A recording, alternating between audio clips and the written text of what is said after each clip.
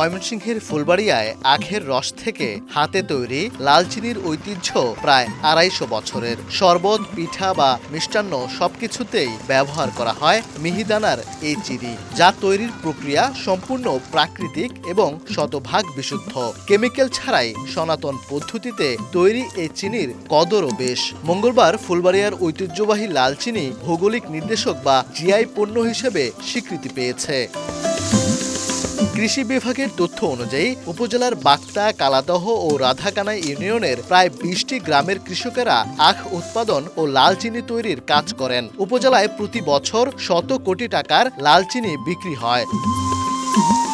জমি থেকে আখ সংগ্রহের পর তা পরিষ্কার করে যন্ত্রচালিত কলের সাহায্যে রস বের করা হয়। জাল ঘরের চুলায় ৭টি লোহার কড়াই বসিয়ে প্রথমে কাঁচা রস জাল দেওয়া হয়। ধাপে ধাপে কড়াই বদলে জাল দিয়ে রস ঘন করা হয়। শেষে কাঠের মুগুর দিয়ে বারবার নাড়া দিয়ে তৈরি হয় অদানা বাদামি রঙের লাল চিনি। শুকনো ধুলার মতো বা গুটির মতো ২ রকম আকারে এটি তৈরি হয়। পরে রোদে শুকিয়ে সংরক্ষণ করা হয়। প্রায় ২.৫ মাস ধরে চলে লাল চিনি তৈরির কাজ।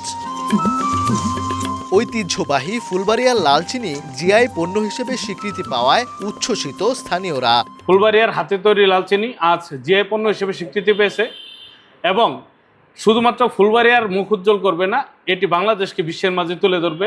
আমি লাল চিনি বিক্রি করি, জিআই পণ্য হিসাবে স্বীকৃতি পেয়েছে, এতে আমি অনেক খুশি।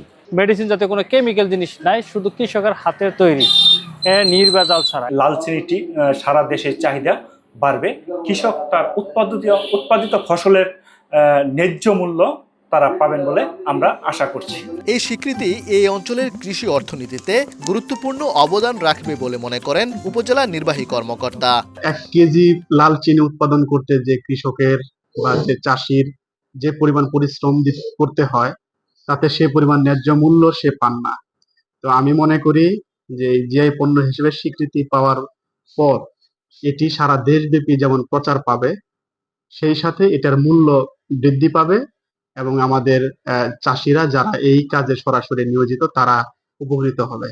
এছাড়া এটা দেশের বাইরে যাবে, যখন রপ্তানি হবে, রপ্তানিযোগ্য পণ্য হবে, তখন সেটা আমাদের অর্থনীতিতে ব্যাপক ভূমিকা রাখবে বলে আমি আশা করি। ২০২৪ সালের ১১ জুলাই ফুলবাড়িয়ার লাল চিনির জিআই স্বীকৃতির জন্য আবেদন করেছিল উপজেলা প্রশাসন। ওবায়দুল হক, সময় সংবাদ, ময়মনসিংহ।